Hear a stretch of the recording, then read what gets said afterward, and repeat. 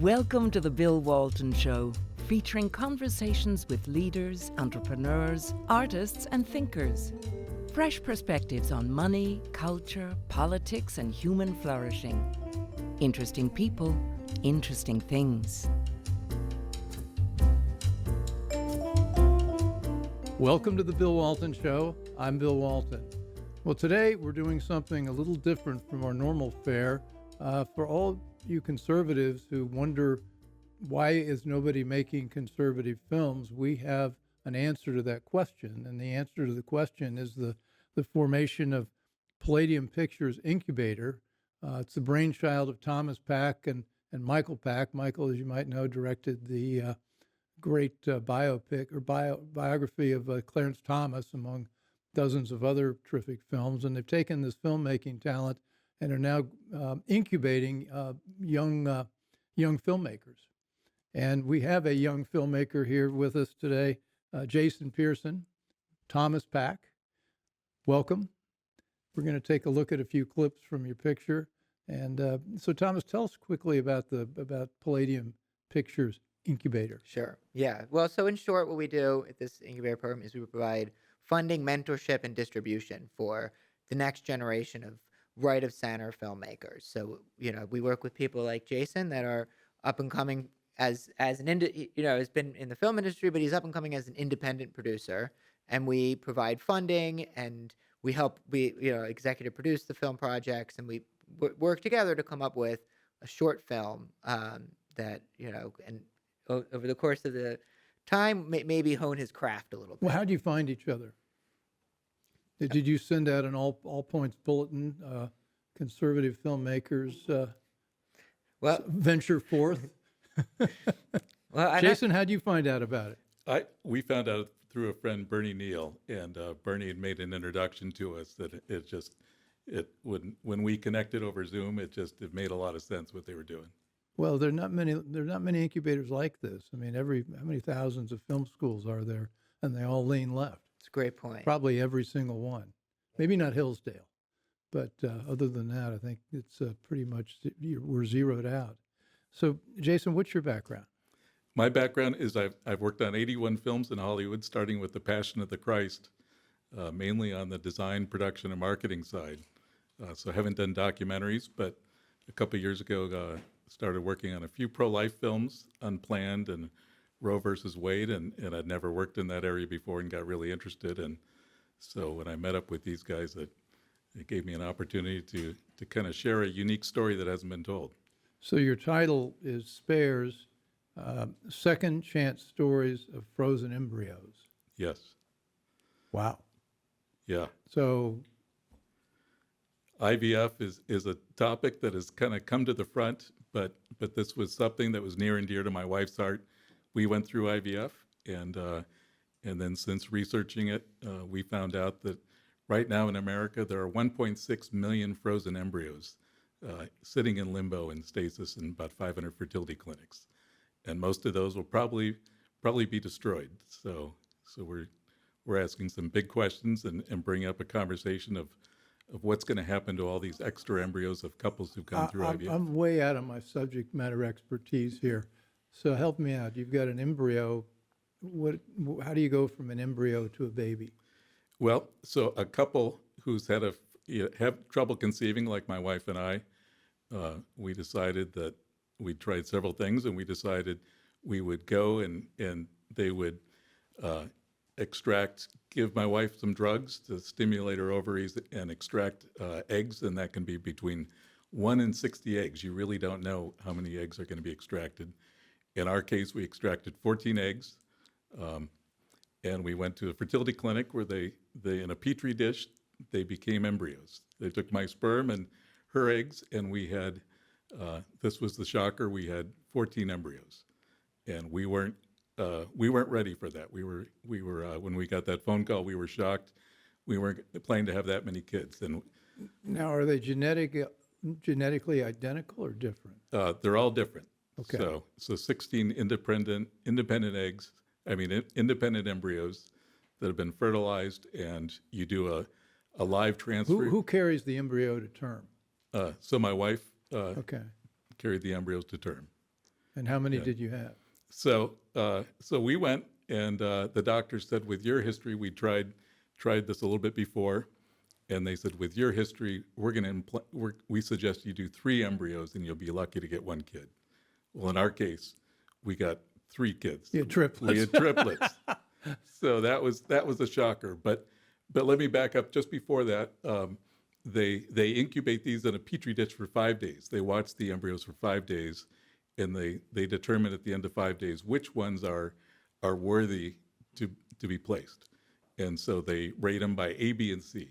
So the doctor told us, you've got 1 A embryo, 1 B embryo, and the rest you've got 4 C embryos or 5 C embryos, and the rest we don't think are going to make it, and we suggest you destroy those. And so we took the advice of our doctors, and we ended up with 7 embryos in the 7, and out of the 14, we had 7 usable embryos. This raises a lot of moral questions, Yes, like all of them. yes.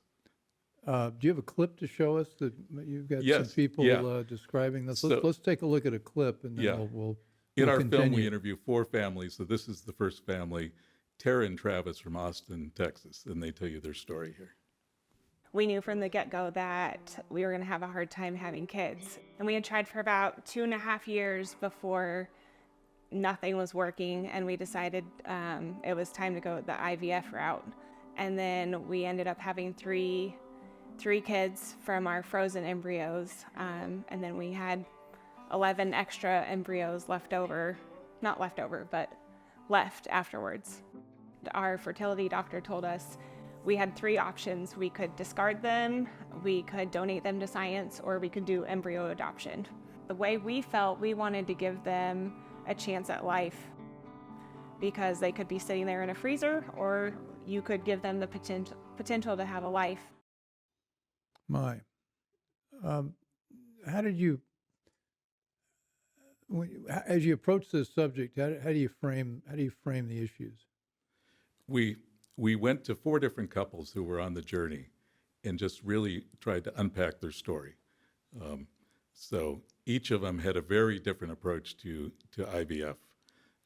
I'll show you a clip here in a bit. A couple named Paige and Caleb, who've got a 5-year-old daughter who has a genetic brain malformation.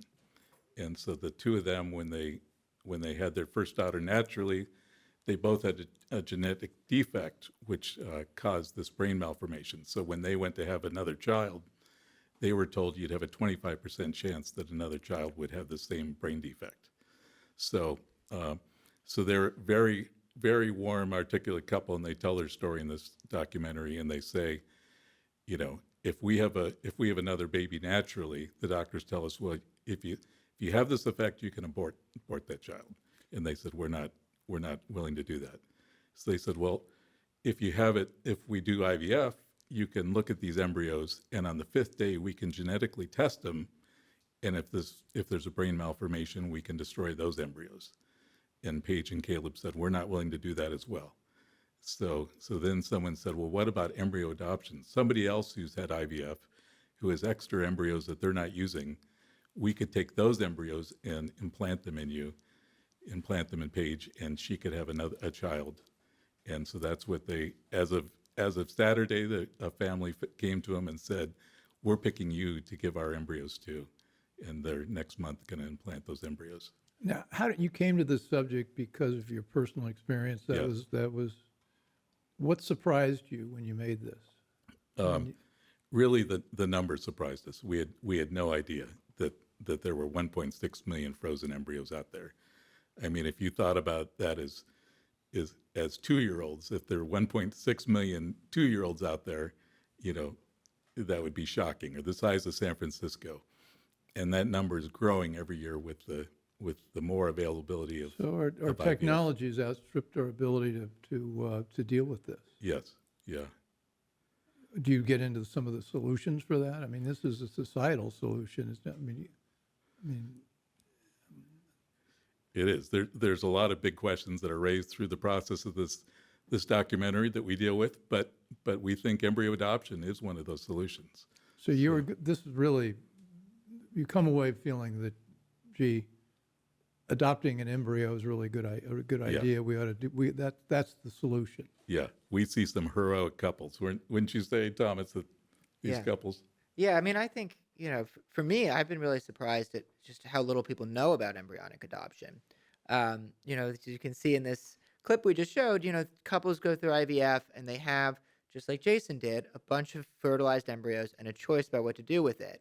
And I think with all the recent politics and all this talk about IVF and, whether it should be illegal or not, I think people are treating it like IVF necessarily means destruction of embryos, but it doesn't. There are ways around it. This is an important one where this couple created these embryos and they decided to do something with the embryos that would keep them alive and give the embryos a chance to be a human being. And somehow that part of it, the embryonic adoption piece of the IVF conversation, has sort of fallen out of the public discourse. But it's such a crucial piece, and it's an amazing technological advance that we have, that we can adopt other people's fertilized embryos. So this is a huge issue that everybody ought to know something about, and it's a public policy issue. It's a personal issue. Therefore, we need to make a film about it. We need to get educated about Need it. to get definitely. educated. Yes. Yeah. Well, yeah. do you have another clip to We do. to show Yeah. what's So this is Paige and Caleb, and so they've got a daughter, Micah, and so they're going to tell you about the relationship with their daughter, Micah here. And we looked into IVF. So they take his sperm, my egg, they fertilize it, then they can test those embryos and see if they have a genetic malformation. But then that would we have to look at this embryo, which is a life, and it's like Micah. Yeah. I can't destroy it. Would be presented with that question: do you want to have another Micah, or we can destroy this?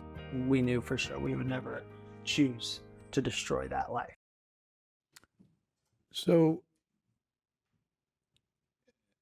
I don't know quite where to go, because first place, there are 1.7 million, you said, and where are they stored? And they're all over the country, or they're just a few places, or They're in fertility centers. There's about 500 fertility centers, and they're stored in cryogenic tanks, about 4,000 per cryogenic tank. So when my wife and I had triplets, we had 4 embryos left, and they freeze them in straws at 2. And so they become frozen embryos, and they'll last for up to 100 years, believe it or not. that was my next question. you could- 100 years? Yeah, you could have them frozen for 100 years. So my wife and I went back 4 years later. We unfroze 2 when we got one of our daughters. We went back 2 years later and got another daughter. So I've got 5 kids from IVF. That same fertility center, though, 8 years after us, one of those tanks exploded, and they lost 4,000 embryos to 500 families lost their frozen embryos. So it's not fail-safe. In fact, we said the rest of our kids were up in San Francisco, and we were living in Southern California. There was this always in the back of our mind. We've got frozen embryos left up there. Your approach to this in the film was very even-handed, but are you advocating a public policy action here, or personal action, or what should people do? What should we be taking away? Yeah, we've talked a lot about the legislation. We've watched. Right now, there are 19 states that have personhood laws on the books. It's a big challenge, and I would say there are some ways to do this where some of the morality is less challenging. You can actually do IVF these days where you just do one embryo at a time. They call it natural IVF, where the woman doesn't receive drugs and you just extract the one egg that occurs in a natural cycle, and you fertilize it and put it back. And so particularly my wife and I became Catholic about 10 years ago after we did this.